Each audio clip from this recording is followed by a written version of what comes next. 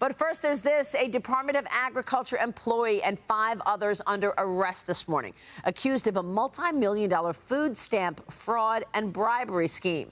The U.S. Attorney's Office for the Southern District of New York calling this one of the largest food stamp frauds in U.S. history.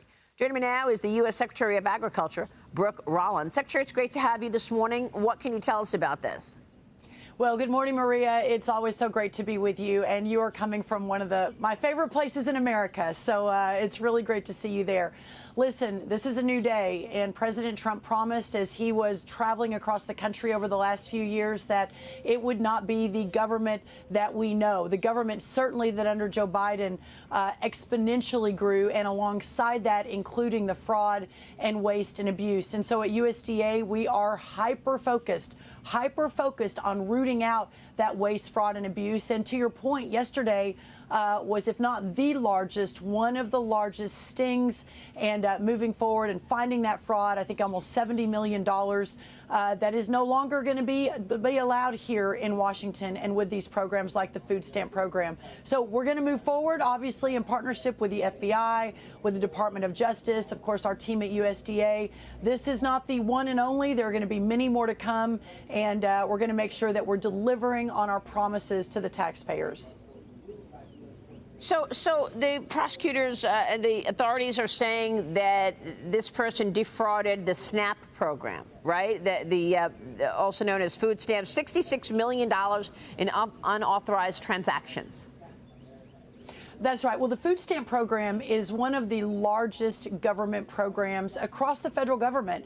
And obviously, I've talked on this show and other shows that it's time for real effective change. Part of that $200 billion annual program, the best sort of estimate is between 20 to 30% of that is fraud, waste, and abuse. This $66 million that was announced yesterday on behalf of USDA and the others that were part of that, again, is just the tip of the spear. And the way that works, Maria, the EBT cards is what USDA, the government, uses to provide that supplemental nutrition assistance, which is the food stamps, and that it's a fairly easy thing to do. We're trying to lock it down right now to ensure that it doesn't keep happening. But when you've got employees that basically don't follow the law, then we've got to fix it, and that's what we're doing. There's going to be real consequences for breaking the law across America's federal government with President Trump, but this is just one of many more to come.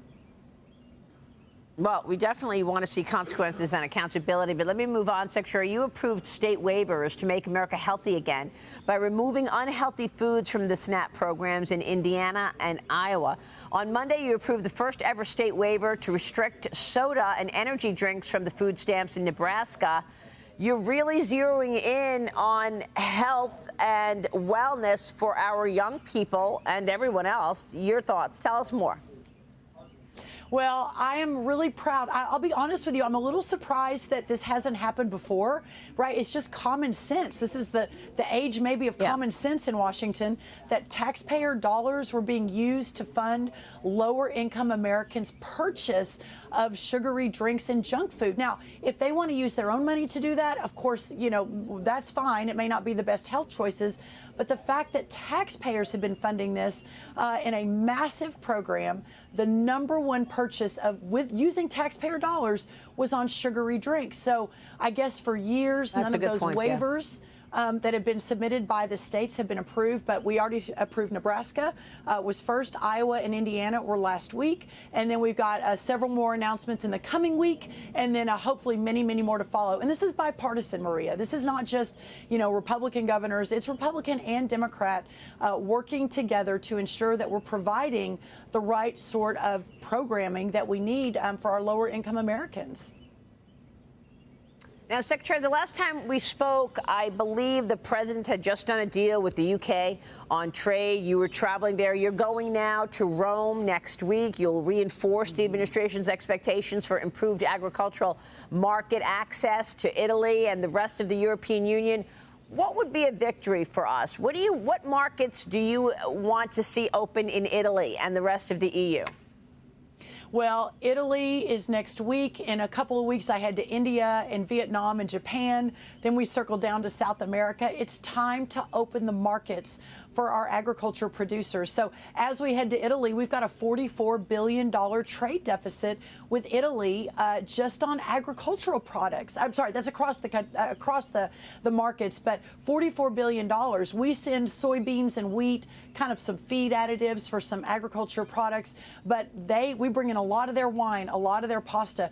We've just got to get these markets open. And it's not just the tariff side and ensuring that we've got the reciprocity that the president has been so focused on and just done such a great job for our country, but it's also on the non-tariff trade barriers. The EU and other countries around the world have used some of those based on faulty science, bad data, really on a protectionist approach. We've got to open those markets up. So we had an amazing couple days in the UK. We're making a lot of progress there.